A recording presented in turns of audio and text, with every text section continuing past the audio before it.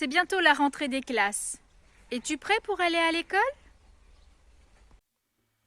Prends ton crayon, ton compas, tes livres. Debout, debout, c'est l'heure. Prends ton crayon, ton compas, tes livres. Debout, debout, c'est l'heure. Mais n'oublie pas que Dieu sait tout ce que tu fais. Mais n'oublie pas que Dieu voit chacun de tes pas. Tes parents ont préparé toutes tes affaires, tes effets, des nouveaux vêtements, peut-être même un nouveau sac, des nouveaux cahiers, des nouveaux stylos, un nouvel agenda. Et cela te donne envie de bien faire. Je suis sûre que certains d'entre vous sont contents d'aller à l'école et très enthousiastes. Mais d'autres préféreraient que les vacances se prolongent. Kemuel et Daniel, bientôt c'est l'école. Alors, est-ce que vous êtes contents? Oui. Ah, vous n'avez pas peur de repartir à l'école? Non. Ah, vous aimez l'école alors? Oui. D'accord. Ben, je vous souhaite une bonne rentrée. C'est compté jusqu'à Bonjour Zia, Bonjour. est-ce que tu aimes l'école? Oui. Qu'est-ce que tu préfères le plus à l'école? Du vélo à la récréation. Je vais y aller bientôt au CP et j'ai 5 ans et j'ai trop hâte d'y aller au CP. J'ai hâte d'aller au CM1 et je suis contente et j'ai hâte d'apprendre beaucoup de choses. Je suis contente d'y aller au CP pour toujours rester. Je suis contente d'aller au CP. Prends ton crayon, ton compas, tes livres. Debout, debout, c'est l'heure. Prends ton crayon, ton compas, tes livres. Debout, debout, c'est l'heure. Mais n'oublie pas que Dieu sait tout ce que tu fais. Mais n'oublie pas que Dieu voit chacun de tes pas. C'est vrai que la rentrée des classes peut provoquer de l'anxiété, des peurs. Et tu as plein d'inquiétudes, plein de questions qui trottent dans ta tête sur qu'est-ce qu'il va se passer. Tu changes de classe, tu changes de professeur, tu changes peut-être même d'école.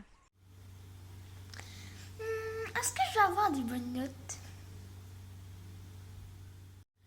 Est-ce que je vais me faire des nouveaux amis? Mais certains d'entre vous, j'en suis sûre, préfèrent largement les vacances.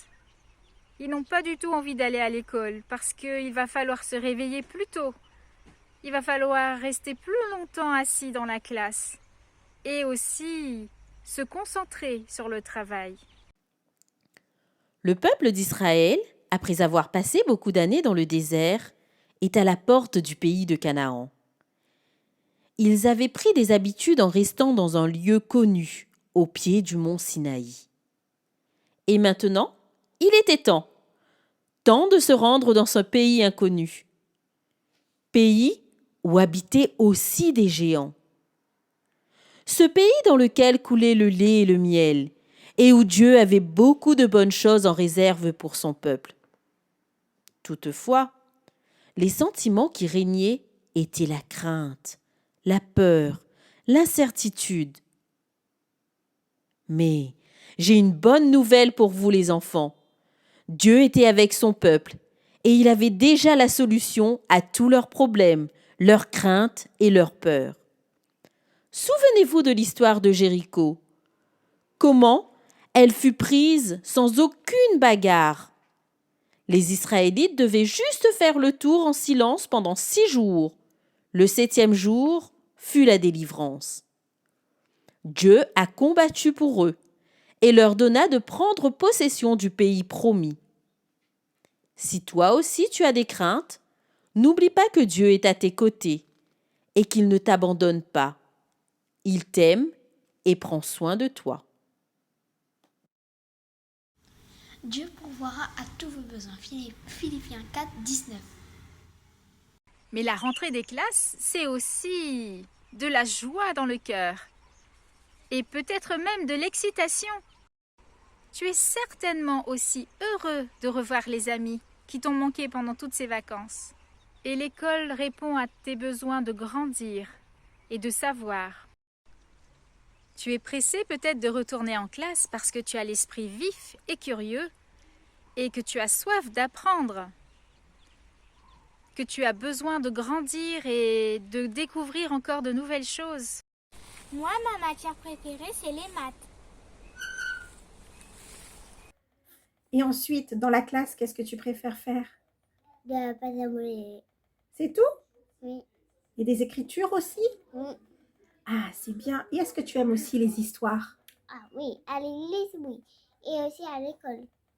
C'est bien. Merci, Zia. De rien. À quoi ça sert? Ça veut dire quoi ça? Pourquoi c'est comme ça? C'est où? C'est qui lui? Un jour, une question.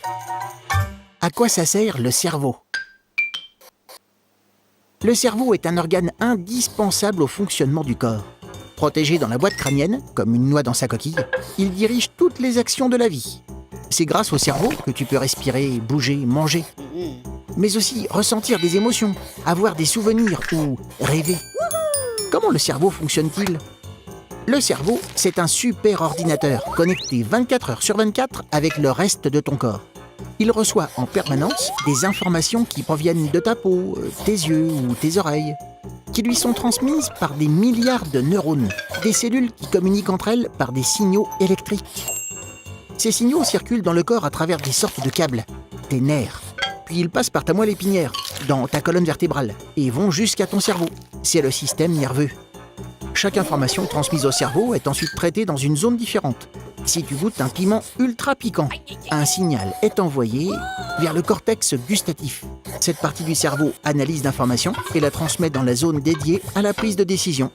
L'ordre part ensuite du cortex moteur, qui commande les mouvements, et parcourt le chemin inverse. Le tout en moins d'un quart de seconde. Et tu recraches le piment illico. Le cerveau, c'est un peu le chef de ton corps. Il organise ta circulation sanguine, ta respiration, ta digestion, et te permet d'interagir avec ton environnement et avec les autres. Bref, le cerveau te sert à vivre. Tu te poses des questions? Nous, on y répond. Sache que Dieu peut t'aider à t'améliorer, à te concentrer, t'aider à ce que ça soit plus facile pour toi. Et il peut t'aider dans toutes les situations. Beaucoup de choses peuvent exercer de la pression sur toi, mais sache que Dieu est là, tu peux compter sur lui, il t'accompagne. Alors maintenant, car je suis avec toi, ne lance pas des regards inquiets, car ton Dieu, c'est moi. Je viens te rendre courage, je viens à ton secours et je te protège. Ma main droite garde sa promesse. Ésaïe 41, verset 10.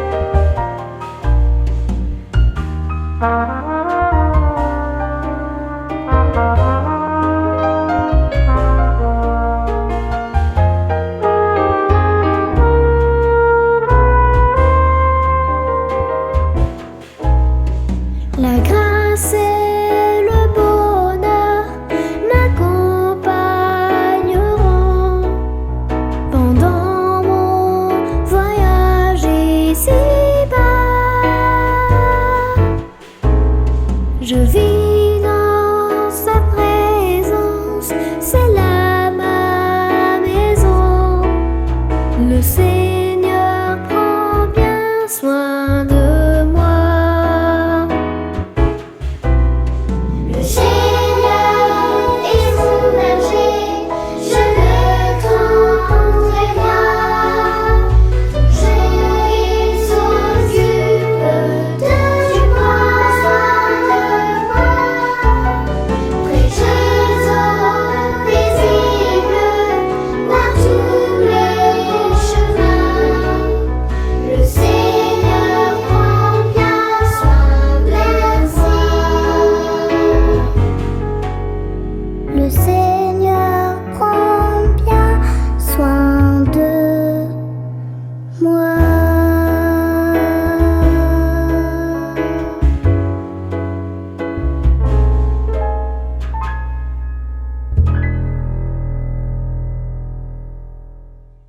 L'école est aussi pour toi l'occasion d'être une lumière pour tes camarades. Ta foi en Jésus te donne envie de faire ce qui est bien, d'être honnête, serviable, humble. Tes professeurs et tes camarades vont t'apprécier à ta juste valeur et ils verront à travers toi l'amour de Jésus. Joseph était l'un des plus jeunes fils d'une grande famille. Il était le préféré de son père. À l'âge de 17 ans, sa vie bascula. Il se retrouva dans un pays inconnu, un peuple inconnu et une langue inconnue, loin de sa famille. Pourtant, même loin d'eux, dans ce pays étranger, Joseph resta fidèle à Dieu. Il se retrouva en prison. Et dans ce lieu, il était la lumière, apportant réconfort et espoir aux prisonniers. Il agit dans la droiture, et cela lui vaut d'être connu des gardes. De la prison, il est propulsé au rang de Premier ministre. Dieu le bénit dans ses responsabilités.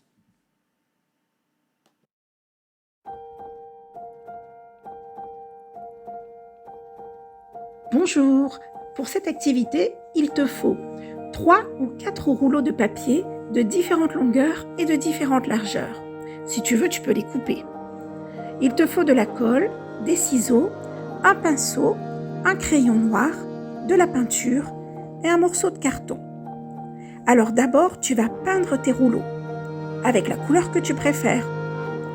Ensuite, tu vas les assembler et coller ensemble.